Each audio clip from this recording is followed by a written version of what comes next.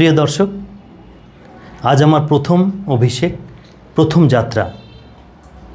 Facebook page এবং YouTube চ্যানেলে আজ আমি প্রথমবার আনুষ্ঠানিকভাবে আপনাদের সামনে উপস্থিত হয়েছি।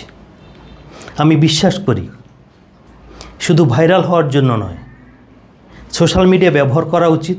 এই প্ল্যাটফর্মে আমি চেষ্টা করব সমসাময়িক ঘটনা, সমাজ, রাজনীতি এবং মানুষের বাস্তব গল্পগুলো নিরপেক্ষ এবং দায়িত্বশীলতার সাথে পরিণত দৃষ্টিভঙ্গিতে তুলে ধরার।